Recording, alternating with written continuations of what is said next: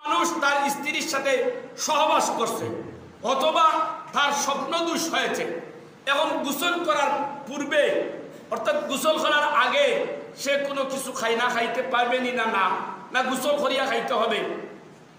এই মশলাটা হলো, একজন মানুষে যদি তার স্ত্রীর সাথে সহবাস করে বা স্বপ্নদোষ হয়, ইহতিলাম হয়, তাহলে সে গোসল করার পূর্বে খানা খাইতে পারবে।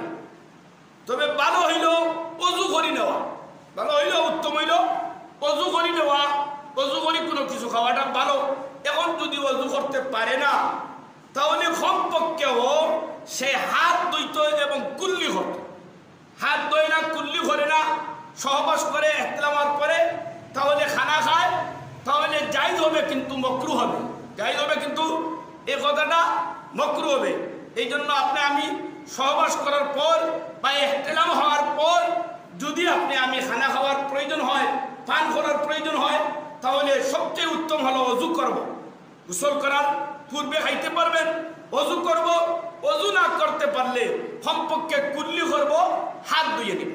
দেখেন, এটা আবার ফতোয়ায়ে শামী প্রথম খণ্ড 293 নম্বর পৃষ্ঠা। ওয়াকরাউ লিল জানাবে রাজুলান কানা আও ইমরাতান আইয়াকুলা তুআমান আও ইয়াশরুবা ক্বাবলাল গুসলে ইয়াদাইনি ওয়াল ফাহমি। দুই হাত ধুয়ে নেবেন এবং মুখটা কুল্লি করে নেবেন, তাহলে আপনার আর মাকরুহ হবে না। এইটা আমি অনেকে জানি না, এটা আমল করলে সব হবে। মাকরুহ কাজ থেকে একজন মুসলমান বাঁচিয়ে থাকা তার জন্য প্রয়োজনীয়। আল্লাহ